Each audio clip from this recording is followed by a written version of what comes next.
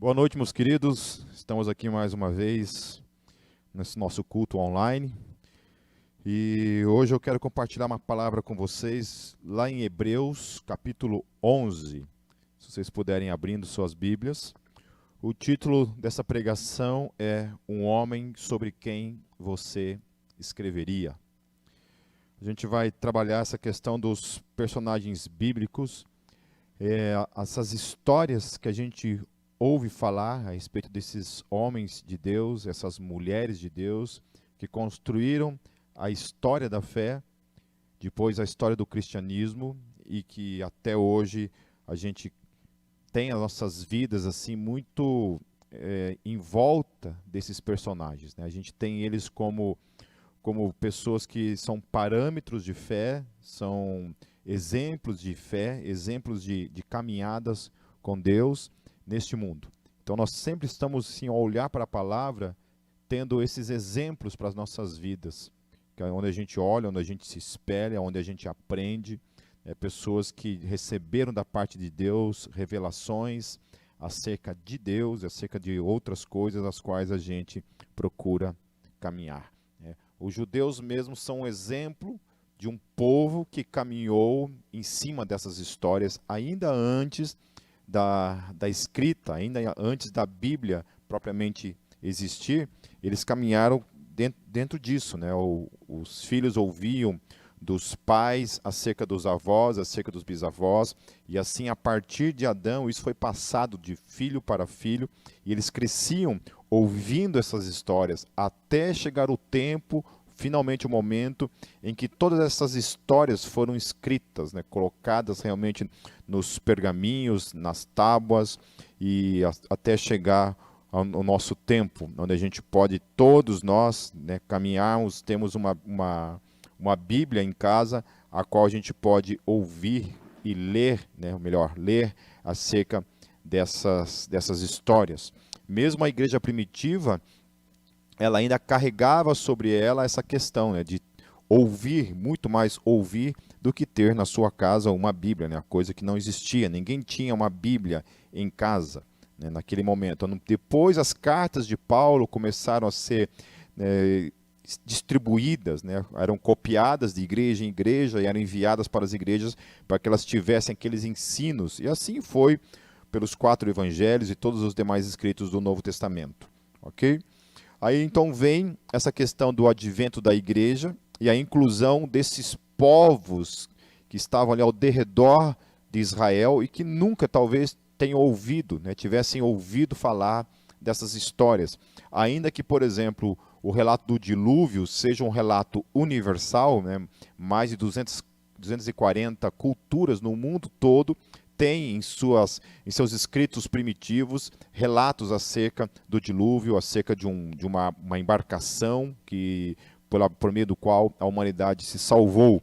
Então a gente tem essas coisas, isso é uma coisa comum na humanidade, mas algumas histórias específicas, né, os gentios não tinham acesso a esse tipo de história fora de Israel.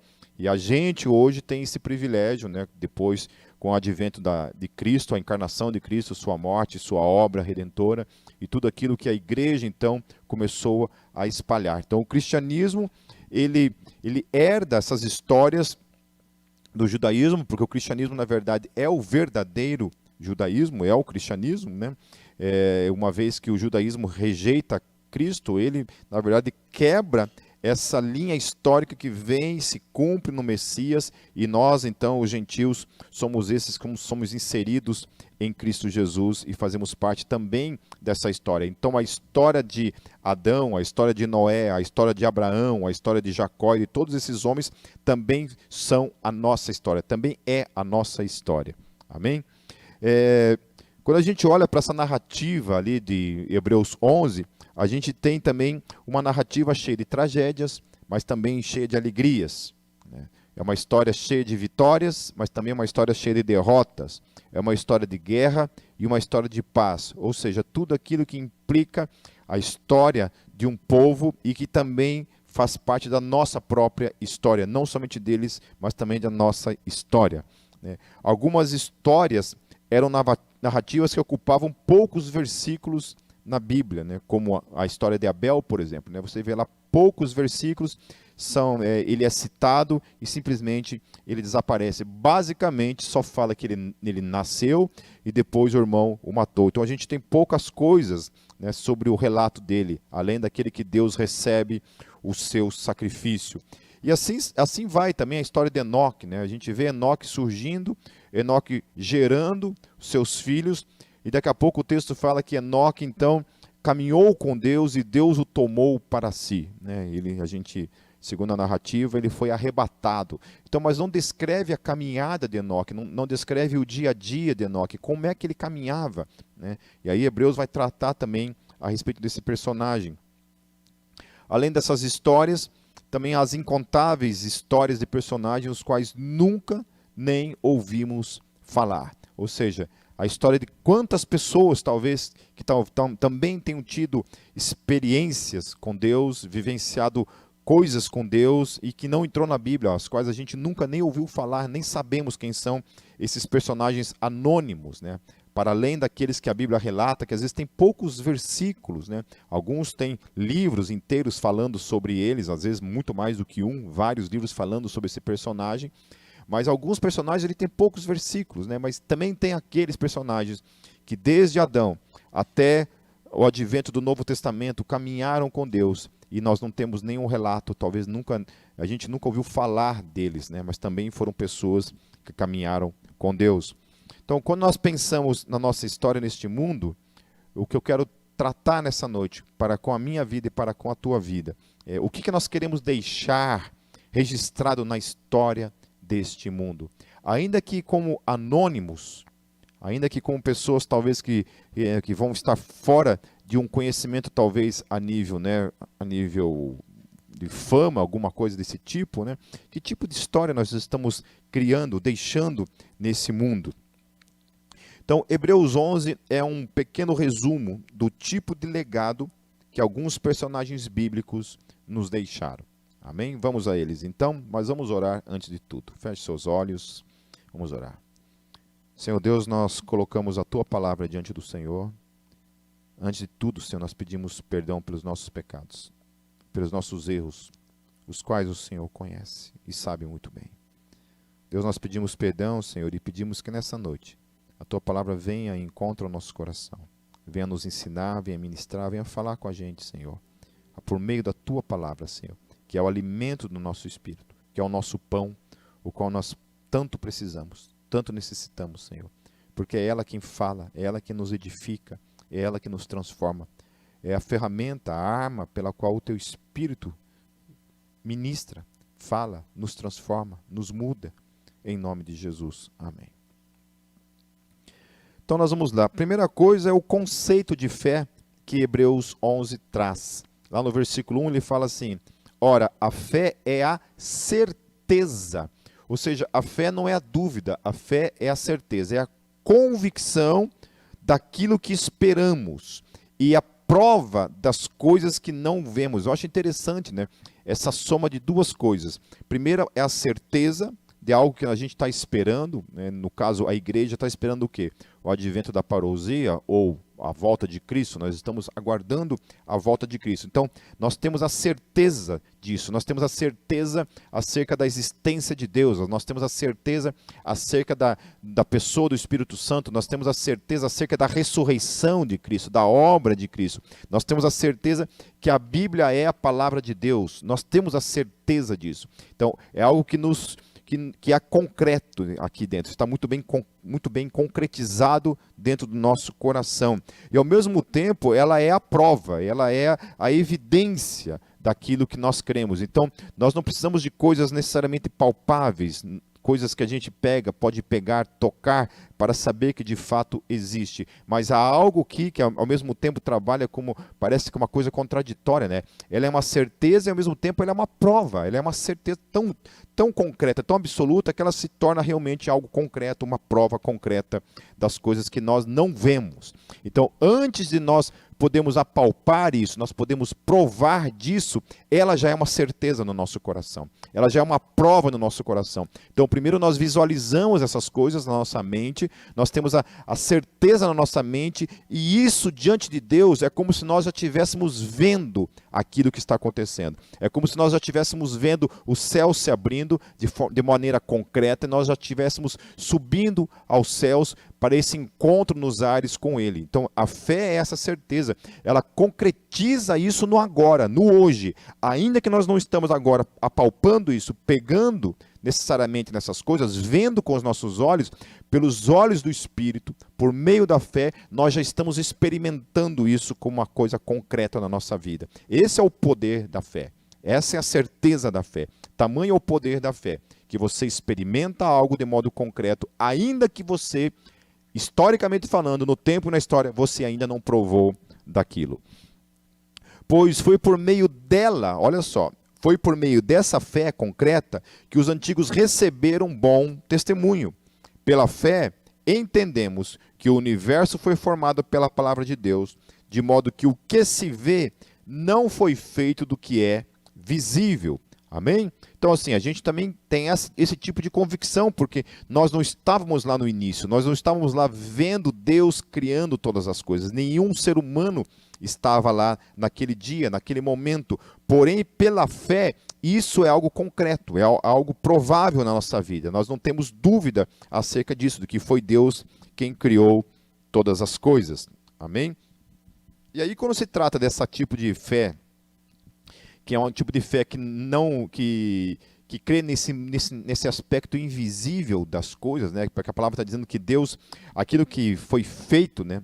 Foi feito de algo invisível. Então não havia aquilo que era palpável. Havia Deus, mas não havia nada que implicava na matéria, naquilo que existe necessariamente, que era palpável, certo? Então Deus cria todas as coisas de um modo do mundo invisível, de algo que não poderia ser visto, mas na mente dele era concreto. Então Deus cria todas as coisas. Eu fico imaginando, sempre quando eu penso no relato da criação, em tudo isso que aconteceu, eu fico pensando assim, o tamanho é a criatividade de Deus, a mente de Deus, né? Porque algo que a gente cria hoje, tudo isso nós nos baseamos naquilo que já está, naquilo que já é.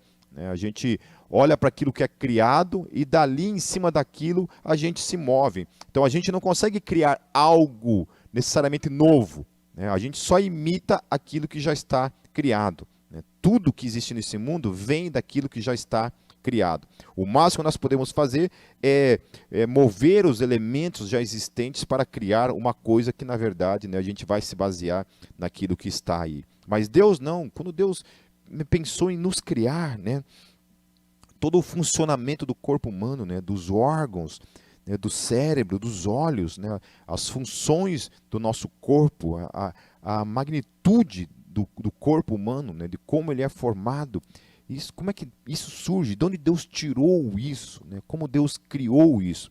Então isso é poderoso. Né? Então quando eu olho assim para o cético, para as pessoas que não acreditam na existência de Deus e acreditam que o universo, primeira coisa, ele se autoexistiu, né? Ele veio simplesmente do nada, ele pega e surge, e esse nada, sem uma mente criativa, sem uma mente direcionando isso, ele se organiza até o ponto de ele criar assim de modo acaso, né? Casualmente ele vem e cria pessoas como eu e como você. Na minha mente, eu como alguém que trabalha com a questão da lógica, com a questão do raciocínio, que procuro, né, entender o universo, as coisas à minha volta, num aspecto muito racional, né, eu não consigo nem conceber, porque para mim assim, é algo muito loucura, é muito louco para mim, é muito fora da razão eu imaginar que o universo, que os seres humanos, que tudo surgiu simplesmente do acaso, se organizou, que as leis da física, né, os seres humanos, a natureza, a forma como as coisas funcionam, simplesmente veio do acaso. Né? E eu contrasto isso com aquilo que um ateu muito famoso, chamado Richard Dawkins, ele definiu sobre fé. Olha como que um cético, quando vai definir acerca da fé, o que ele fala acerca da fé? Então, o Richard Dawkins ele diz assim: a fé é a grande escapatória, a grande desculpa para se fugir à necessidade de pensar e avaliar as evidências. A fé é acreditar apesar de, e até talvez precisamente por causa da falta de provas. Então é uma concepção assim, totalmente distorcida acerca da fé. Por que é distorcida? Porque esses personagens bíblicos que relatam essas histórias, as quais nós cremos, eles não experimentaram Deus assim de uma maneira não revelada. Quando você vê Adão falando, transmitindo isso para os filhos dele, ele experimentou isso lá no Éden, ele estava lá, então ele pôde falar acerca disso para os seus filhos. Os seus filhos foram passando isso de geração em geração, até que chegou em Noé. Quando chega em Noé, Deus se revela para Noé. Noé simplesmente não decidiu criar, construir, melhor dizendo, ele não decidiu construir um barco do nada.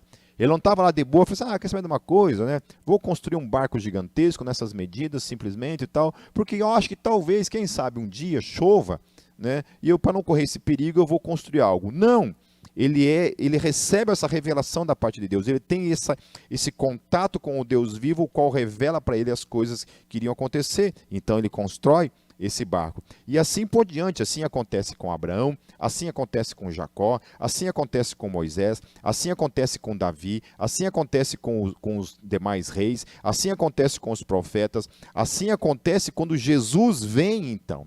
Deus se torna homem, encarnado, e ele vai atrás dos seus discípulos. Não são os seus discípulos que vêm até ele, mas é ele que vai atrás dos seus discípulos. E ele se revela a esses discípulos. Depois ele morre numa cruz, ele ressuscita, aparece para o apóstolo Paulo, e aí continua a história desse Deus que se revela. Então Paulo não surgiu, não saiu simplesmente do nada, assim, estava em casa numa boa ali, perseguindo, matando cristãos, aí do nada ele pensou, quer saber de uma coisa? Eu acho que agora eu vou passar a acreditar em Jesus, porque eu não tenho muito mais o que fazer, eu vou passar a acreditar em Jesus. Não, ele recebe uma revelação poderosa da parte de Deus, então por meio dessa revelação ele se converte e a vida dele é transformada.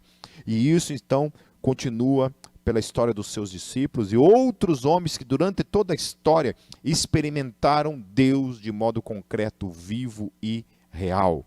Um Deus que realmente transforma vidas.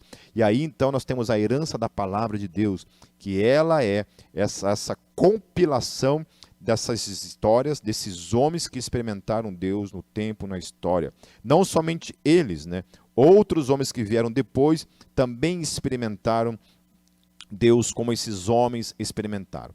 A questão da revelação no sentido de palavra profética, isso se encerrou lá no cânon, quando a gente terminou lá de compilar a Bíblia Sagrada, lá no quarto século, ela se fechou naquilo ali, e até hoje nós temos isso aqui. Isso não significa que as pessoas, os outros cristãos, não podem experimentar Deus, que agora o único tipo de experiência, seria somente a Bíblia Sagrada. Não, ainda nós podemos experimentar Deus, vivenciar Deus, não de modo doutrinário, acerca de vir uma nova doutrina, nós criarmos uma nova doutrina para além da Bíblia Sagrada, ou algo que venha até mesmo ser contrário a Bíblia Sagrada. Por isso que a gente define algumas seitas que aparecem por aí e que distorcem as Escrituras e tentam supostamente trazer algo novo.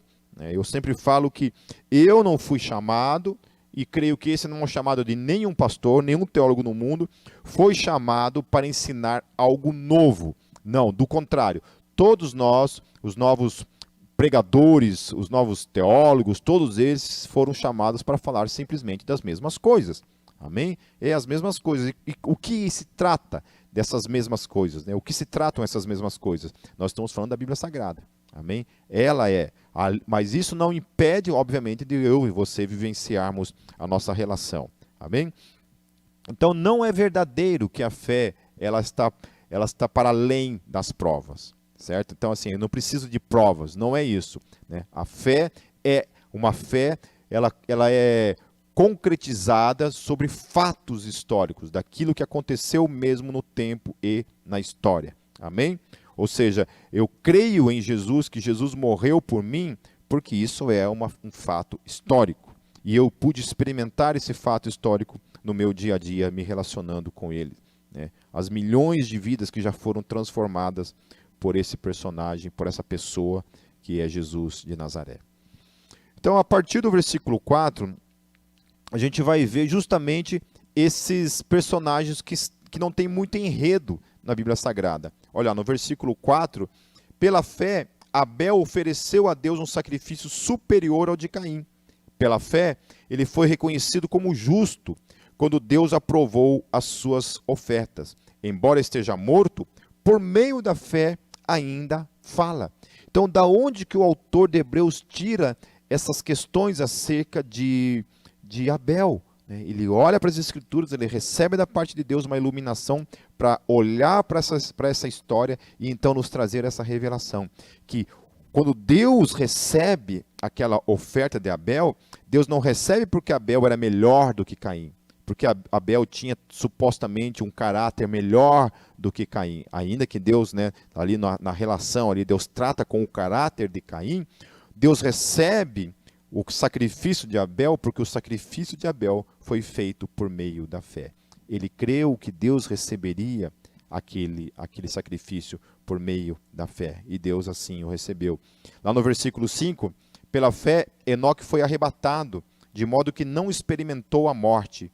Ele já não foi encontrado porque Deus o havia arrebatado, pois antes de ser arrebatado, recebeu o testemunho que tinha agradado a Deus. Olha que coisa linda, né? Mas você lê lá, você não consegue, visualizar o dia a dia de Enoque. O que Enoque fazia no dia a dia para ter agradado o coração de Deus? Então a questão era a fé. Ele era um homem que caminhava por meio da fé, crendo nesse Deus vivo. E esse caminhar da fé no seu dia a dia foi o seu testemunho, quando então Deus o toma para si. Amém? Depois, lá a partir do versículo 6, a gente vai ver o tipo de fé, que é uma fé que recompensa aquele que crê. Olha só, no versículo 6, diz assim: sem fé é impossível agradar a Deus, pois quem dele se aproxima precisa crer que ele existe e que recompensa aqueles que o buscam. Amém? Então, a fé, ela é uma ação do homem, que na mente do homem, ela é um dom que Deus nos dá, mas ela é um exercício no dia a dia que tem recompensas. Amém? A garantia da palavra de Deus é essa. Nós temos uma recompensa. Vale a pena crer, vale a pena caminhar pela fé, porque um dia virá essa recompensa. Nem sempre você precisa esperar para vivenciar essa recompensa. Às vezes, por meio da fé, você vivencia recompensas no seu dia a dia, no agora, por simplesmente crer. Amém? Simplesmente crer. Às vezes o casamento está indo lá pro banhado, está se acabando, mas por meio da fé você crê e você recebe da parte de Deus a capacitação para restaurar o seu casamento. Então você recebe a recompensa da sua fé quando Deus restaura o seu casamento. Às vezes a luta para se libertar de um vício, por meio da fé, você começa a declarar e lutar com fé para com aquele vício. Então você recebe da parte de Deus a libertação desse vício destrutivo. No versículo 7, olha só: pela fé Noé, quando avisado a respeito de coisas que ainda não se viam, movido por santo temor, construiu uma arca para salvar sua família. Por meio da fé, ele condenou o mundo e tornou-se herdeiro da justiça, que é segundo a fé.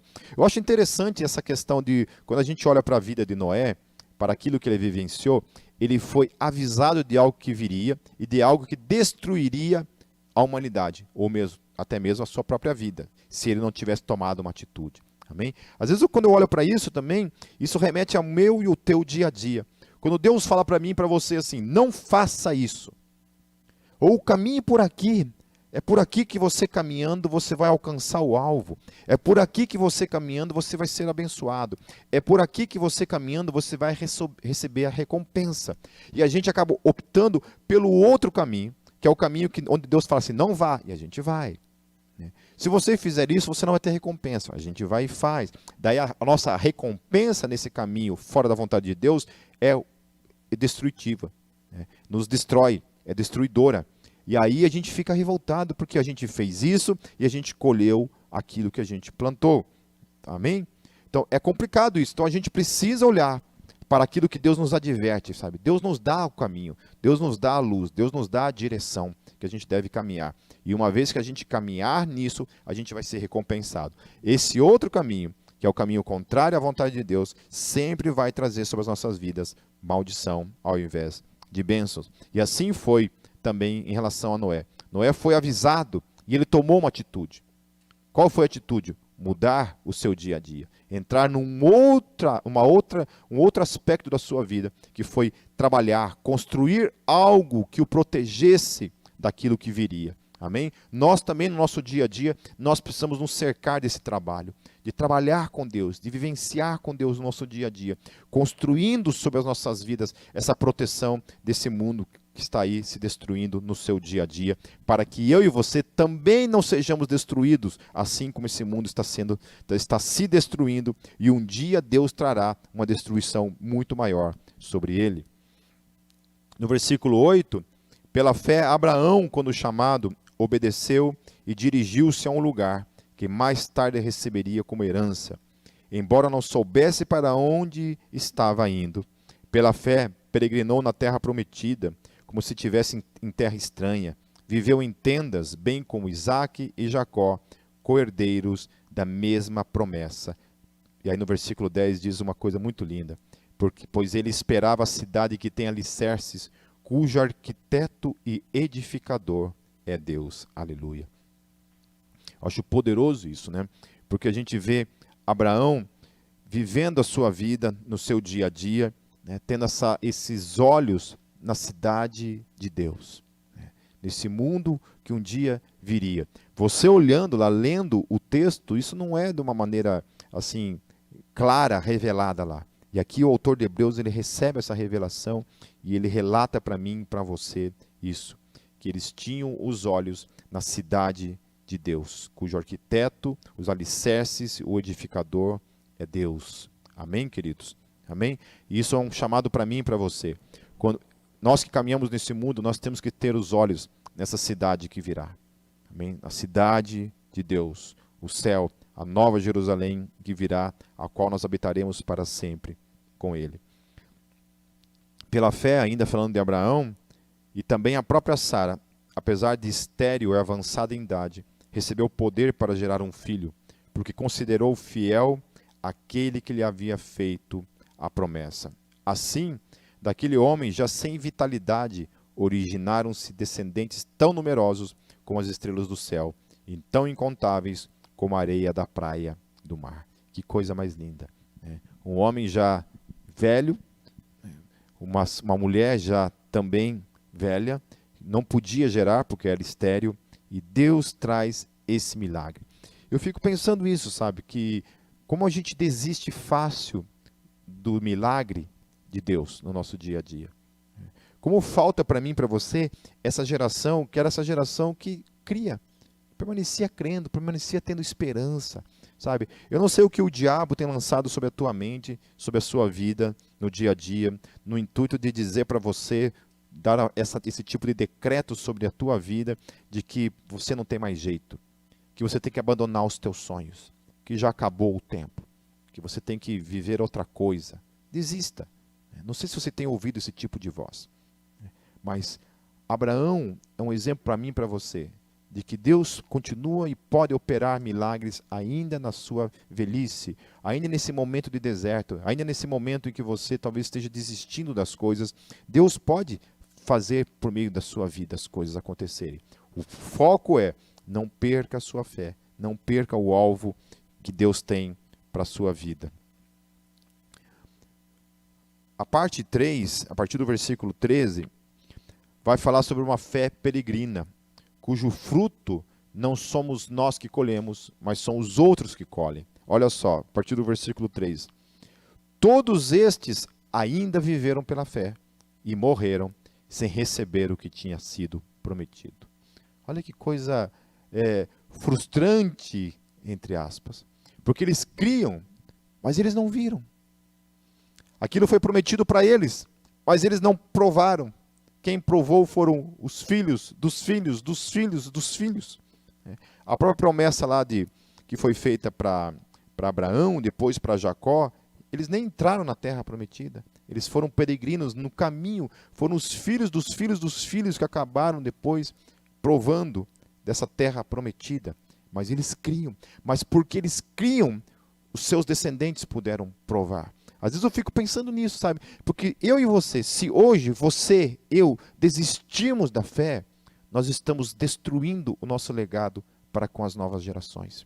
Para com os nossos filhos, para com os nossos netos, bisnetos, ou aquilo que virá depois. Por isso que é importante crer, porque aquele que crê, aquele que permanece crendo, você está plantando isso para que isso continue, né, como fruto, gerando vida por gerações e mais gerações e gerações e gerações e gerações, que virão por meio do testemunho da sua fé, porque você insiste em crer, ao invés de desistir.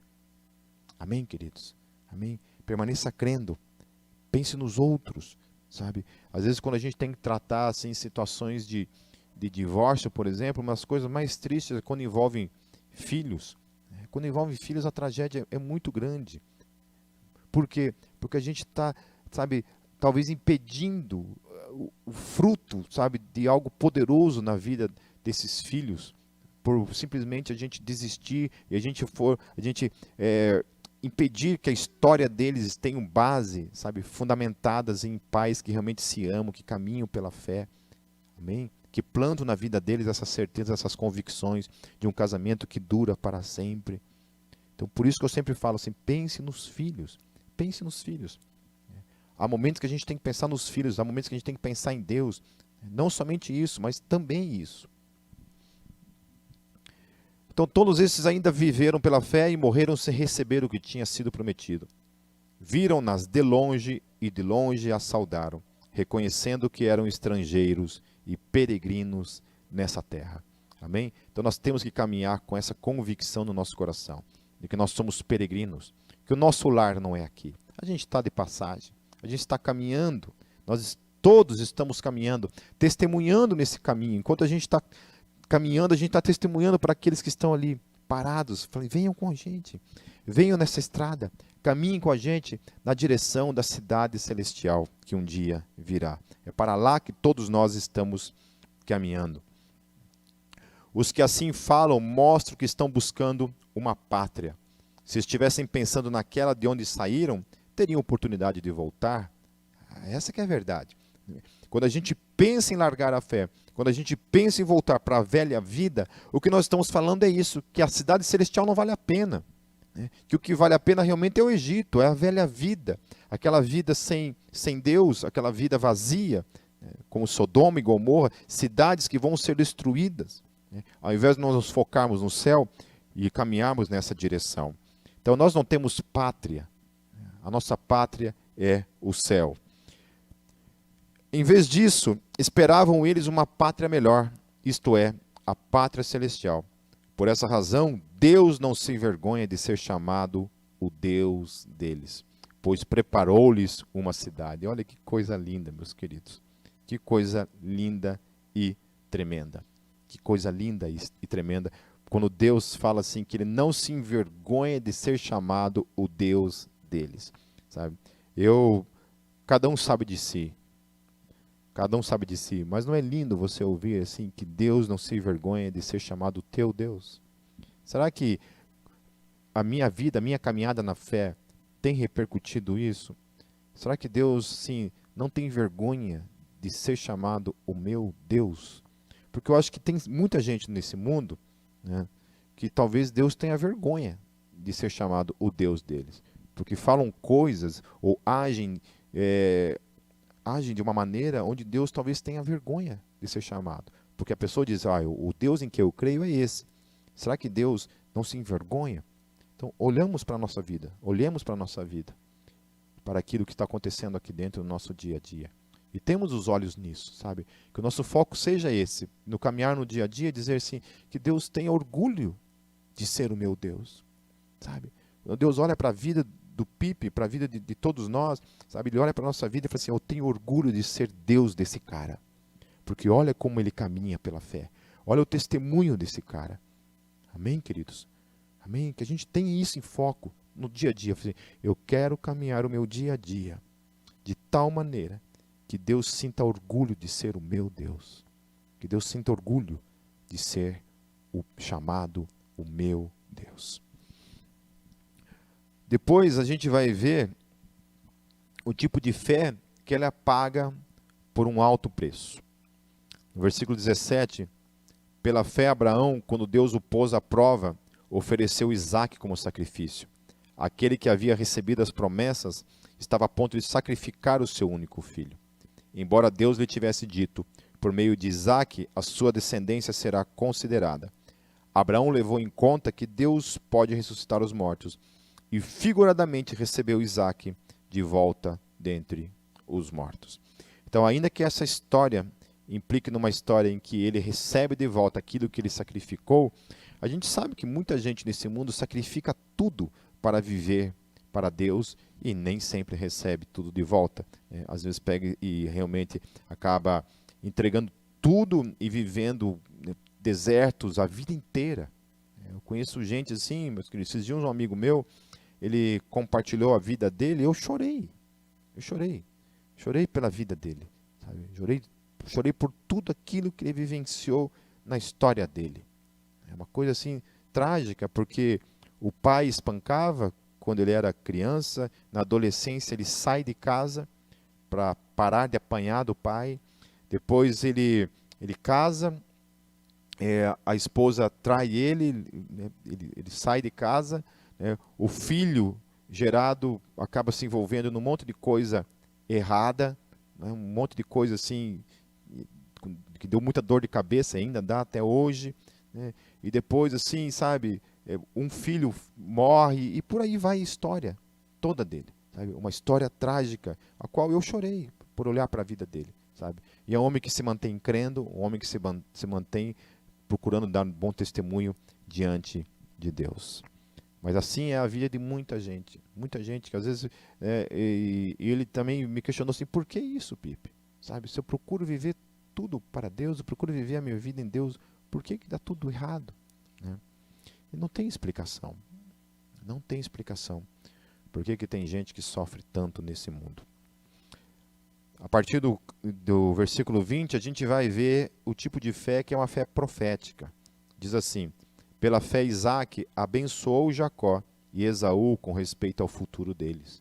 Pela fé, ele abençoou. Por isso que é importante abençoar a vida dos filhos com fé.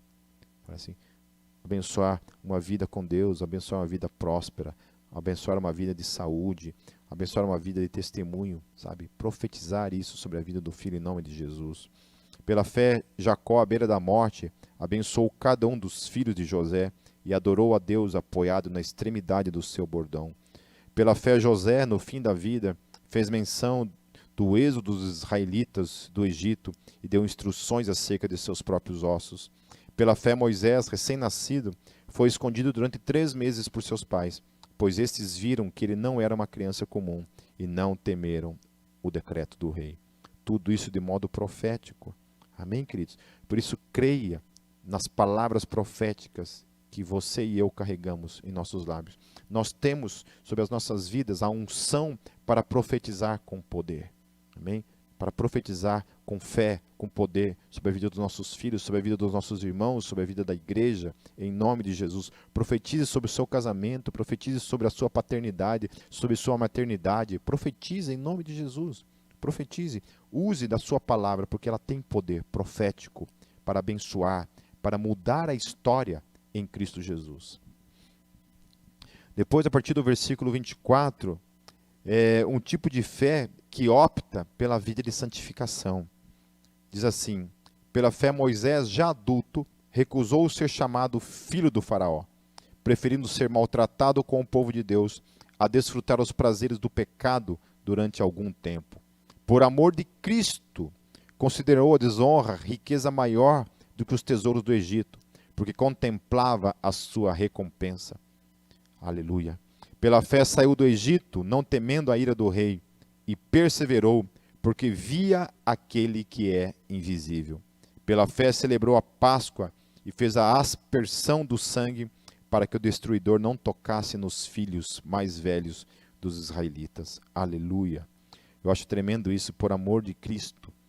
por amor de Cristo. Ou seja, ainda que ele não soubesse, talvez na sua totalidade, porque ele não tinha uma revelação acerca daquilo que Jesus faria, de modo como a gente o tem hoje, né? Mas aqui está dizendo isso, que ele creu em Cristo. Por quê? Porque ele cria na sombra. É isso que o autor de Hebreus vai falar depois, mais tarde. Porque eles criam na sombra daquele cordeiro que era oferecido, aquele cordeiro que era sacrificado, porque ele cria naquilo ali, aquilo ali era a sombra de Cristo Jesus. Portanto, ao crer naquele sacrifício, eles estavam declarando a sua fé também em Cristo Jesus, ainda que não de modo totalmente consciente. A partir do versículo 29, uma fé que vence os obstáculos, diz assim: pela fé o povo atravessou o Mar Vermelho como em terra seca, mas quando os egípcios tentaram fazê-lo, morreram afogados. Pela fé caíram os muros de Jericó, depois de serem rodeados durante 7 dias. Olha só que coisa tremenda. Nós temos dois exemplos, assim, claro, de algo assim que sem a fé é intransponível. Sem a fé não tem jeito. Eles creram, estava diante deles um mar inteiro fechado, os impedindo de chegar à sua promessa, os impedindo de chegar aonde Deus queria que eles estivessem. Se eles não tivessem fé suficiente naquele momento e tivessem regressado e se entregado para os egípcios, talvez a história de Israel hoje seria outra. Talvez eles teriam sido consumidos por aquela estrutura de opressão que o Egito trazia sobre eles. Mas pela fé não, eles avançaram, mesmo diante dos seus obstáculos, eles avançaram e sempre iam em frente, crendo que Deus proporcionaria um milagre, um caminho em meio aos obstáculos. Amém, queridos? É assim que nós temos que entender e olhar a nossa vida. Por mais obstáculos que nós tenhamos na nossa vida, nós temos que entender que pela fé é possível. Pela fé não existe obstáculo que possa permanecer. A gente vai conseguir passar por isso, vencer isso, atravessar isso na direção desse lugar que Deus tem guardado para mim e para você. Por isso que a fé, ela é uma caminhada contínua nesse mundo. É uma caminhada contínua. A nossa Canaã, a nossa terra prometida, é o céu. E muita gente está ficando pelo caminho. Muita gente, ao olhar para o obstáculo, está voltando. Está se entregando para a velha vida, se entregando para o destruidor, se entregando para a opressão, se entregando para a escravidão. Preferem viver na escravidão do pecado do que continuar em frente, caminhando na direção daquilo que Deus tem para as suas vidas. Depois nós vemos os muros de Jericó também, né? Eles permanecem ali caminhando ao derredor daquela cidade, tocando as trombetas, e então os muros são destruídos. Amém, queridos? Pela fé você pode também, em nome de Jesus, vencer esses muros, destruir esses muros na sua vida. A partir do versículo 1, a gente tem um tipo de fé que deixa o velho para trás. Versículo 31 diz assim: pela fé a prostituta Raabe, por ter acolhido os espiões, não foi morta com os que haviam sido desobedientes. Que mais direi? Não tenho tempo para falar de Gideão, Baraque, Sansão, Jefté, Davi, Samuel e os profetas. Todos esses homens, a Bíblia está falando. É interessante ele falar a respeito da prostituta Raabe, né? Porque a gente, como igreja, a gente tem muito assim, a gente herdou muito essa questão de tratar as questões da sexualidade com maior rigor do que os demais pecados. E muitas vezes a gente não consegue lidar com graça para com aquele que peca, para com aquele que erra, e especificamente na questão da sua sexualidade. Eu quero lembrá-los, amigos, que Raabe é uma das descendências que faz parte da árvore genealógica de Jesus. A genealogia de Jesus vem de Raabe. Foram os filhos de Raabe até chegar em Jesus. Então Jesus vem diretamente, ele tem o sangue de Raabe, tinha o sangue de Raabe em sua genealogia. Amém?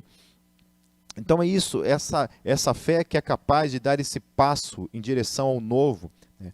Se Raabe não tivesse tido esse tipo de atitude por meio da fé, crendo que Deus destruiria aquele mundo, ela teria morrido naquela vida, lá em Sodoma e Gomorra, teria sido destruída. Mas não, ela creu que Deus traria um juízo e ela decide então mudar a sua vida, transformar a sua vida. E então, por meio disso, ela é salva. Amém? Certo? Mais uma vez, uma evidência de que Deus está nos avisando, olha, mude a sua vida, um dia eu trarei juízo, um dia eu destruirei a terra. E só a mudança, só a transformação de vida, transformação de mente, o novo caminhar, olhando para a cidade futura, para essa cidade que virá da parte de Deus, a gente consegue forças, fé, para mudar nossas atitudes, para transformar essa caminhada num novo, para que a gente não seja destruído. Se Raabe não tivesse tido uma atitude, meus queridos, ela teria sido destruída e não entraria para a história bíblica. Amém? Mas Deus soberanamente agiu na vida dessa mulher e a salvou. Glórias a Deus por isso. Depois, a partir do versículo 33, nós temos um tipo de fé vitoriosa. Os quais pela fé conquistaram reinos, praticaram a justiça, alcançaram o cumprimento de promessas, fecharam a boca de leões, apagaram o poder do fogo e escaparam do fio da espada. Da fraqueza tiraram força, tornaram-se poderosos na batalha e puseram em fuga exércitos estrangeiros.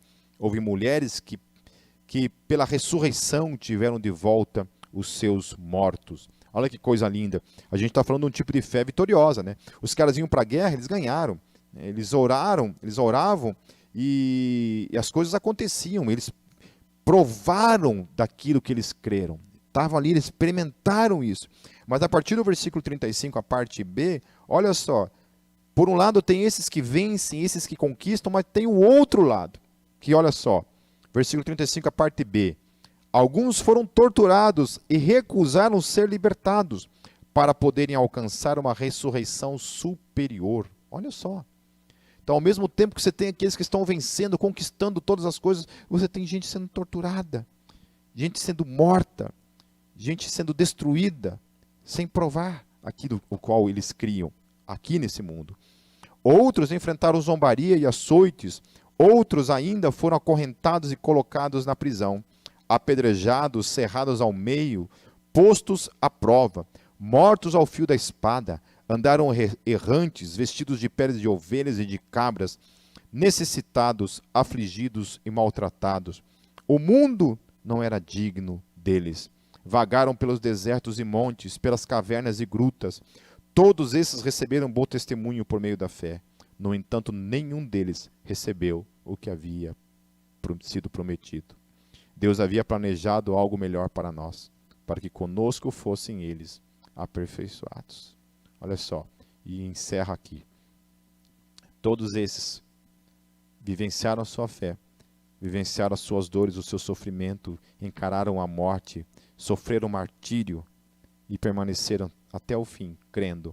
Portanto, alcançaram diante de Deus um bom testemunho por meio da fé. Porque Deus, e aí entra toda a questão, desde o versículo 1 até o versículo 40, tudo se resume numa única coisa para mim e para a tua vida. Deus havia planejado algo melhor. Deus havia planejado algo melhor para todos eles, para nós, para que eles fossem aperfeiçoados e nós, de alguma forma, também fôssemos por meio da fé que esses homens vivenciaram.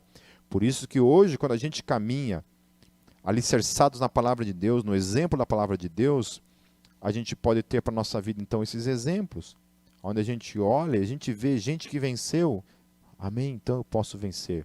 Mas gente que também sofreu martírio, né, pagou um preço e não presenciou, não viu a promessa se concretizando na sua vida. Amém? Porque Deus tem os seus planos para cada um de nós. E em todo momento, ainda que nós estamos caminhando pela fé, essa é a grande aventura da fé. A grande aventura da fé é isso. É você experimentar coisas em Deus nesse mundo. Caminhando com os olhos naquilo que virá. E nesse projeto, nesse caminho, enquanto nós estamos caminhando, a possibilidade de muitas vezes a gente não poder experimentar aquilo qual nós cremos nesse mundo, mas o qual a gente experimentará no mundo por vir. Tem uma banda que eu gosto muito, que pouca gente conhece, mais a galera das antigas talvez vai conhecer, uma banda chamada For Him. Depois você procura a discografia dessa banda. For Him, é um 4, daí Him, For Him. Tem uma letra de uma música que eu gosto muito. É A Man You Would Write About. O título seria Um Homem sobre quem você escreveria. Eu gosto muito da letra dessa música e eu quero deixar ela para mim e para você. Diz assim: desde que o tempo começou a existir, você sempre escolheu um homem para liderar o povo em segurança pelo caminho. O escolheu para ser a voz que ecoa aquilo que você revela. Homens como Davi ou Abraão. A sua palavra está cheia de homens assim. E se a Bíblia não tivesse uma página final? E se ela ainda estivesse sendo escrita hoje? Eu desejaria ser um homem sobre quem você escreveria, para que daqui a 1000 anos as pessoas pudessem ler a meu respeito. Lerem sobre o servo que você escolheu e em quem você derramou a sua graça. Um homem que ouviu a sua voz. De geração em geração, essa é a minha oração. Que eles olhem para trás e digam: para ter tido esse tipo de fé e amor, que homem firmado em Deus ele foi. Amém, meus queridos? Daqui 5, 10, 15, 20, 50 anos, 100 anos, 500 anos, nós não sabemos quanto tempo Deus tem para nossas vidas, para esse mundo. O que eu e você queremos deixar para as novas gerações? Que tipo de história as novas gerações dirão acerca de mim, acerca de você? Que tipo de legado nós vamos deixar nesse mundo para os nossos filhos? Que tipo de legado nós deixaremos? T.S. Eliot, ele tem uma frase bem legal que diz assim: guardei o significado, mas perdi a experiência. Sabe, saber acerca de fé, conhecer a Bíblia, conhecer o conceito de fé, simplesmente e manter isso no campo do conhecimento, sem o campo da experiência, do experimentar no dia a dia, é algo que não vai levar nem eu e nem você a lugar algum. Por isso que é importante o conhecimento que se transforma em experiência viva e concreta no dia a dia. Eu e você, nós precisamos experimentar Deus de modo real e concreto, por meio da fé, caminhando. Por isso que Ele é o fator principal que difere todos esses tipos de relacionamentos, esses tipos de vivências que essas pessoas tiveram nesse mundo, né? Pessoas que a gente caminha junto e que experimentam as coisas de Deus, experimentam as promessas, tal. Outros que creem em Deus, que confiam em Deus, mas que não experimentam, que só passam por sofrimento nesse mundo, mas que deixam o legado da fé para as próximas gerações. E aqui deixa os exemplos de que Deus se materializa, de Deus traz de modo concreto as suas promessas no dia a dia. E aqui de gente que ainda que não experimenta Deus no sentido concreto das suas promessas, ainda assim caminham em meio ao sofrimento, em direção ao Mar Vermelho, sem olhar para trás, na direção das promessas de Deus, ainda que não as experimentem nesse mundo, mas que olham para Deus. Portanto, Noé, Abraão, Jacó, Moisés tiveram um encontro pessoal com Deus. Um encontro pessoal. Que eu e você também tenhamos na nossa vida essa experiência de um Deus pessoal, o qual, quando olha para as nossas vidas, pode sentir em seu coração que Ele tem orgulho de ser chamado o meu e o teu Deus. Amém, meus queridos? Lá em 1 Coríntios capítulo 11, versos 23 e 26, diz assim: porque eu recebi do Senhor o que também vos ensinei, que o Senhor Jesus, na noite em que foi traído, tomou o pão e tendo dado graças, o partiu e disse: Tomai, comei, isto é o meu corpo que é partido por vós. Fazei isto em memória de mim. Semelhantemente, também, depois de cear, tomou o cálice, dizendo: Este cálice é o novo testamento no meu sangue. Fazei isso todas as vezes que beberdes, em memória de mim.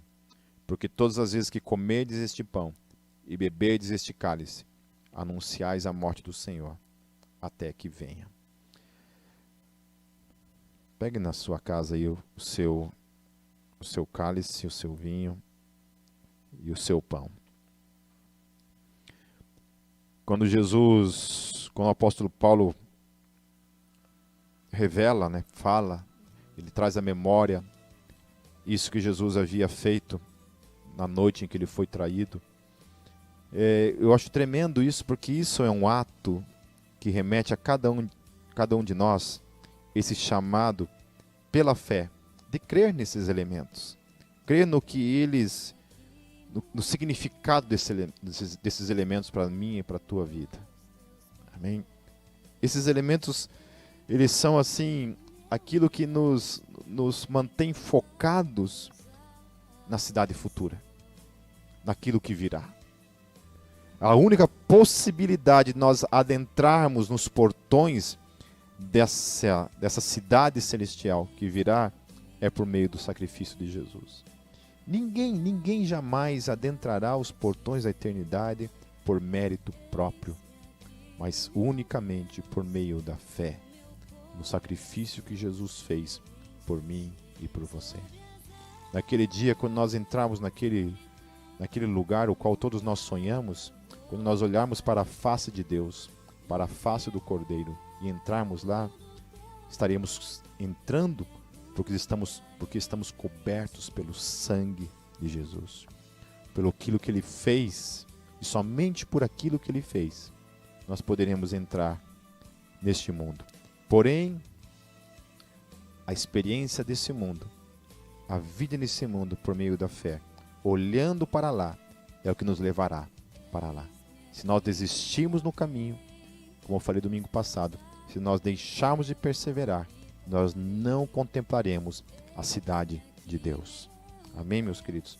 Por isso, naquela noite, Jesus tomou o pão, repartiu o pão e deu para os seus discípulos, dizendo: Esse é o meu corpo, que é entregue por vós. O corpo que foi surrado, que foi esmagado, que foi chicoteado e que foi pregado naquela cruz. Comam do pão.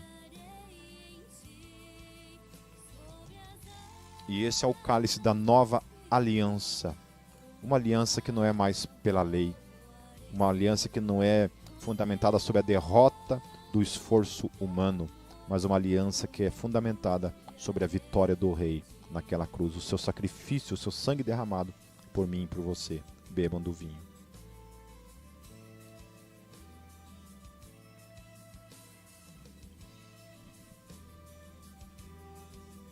Senhor, Tu és o nosso Deus.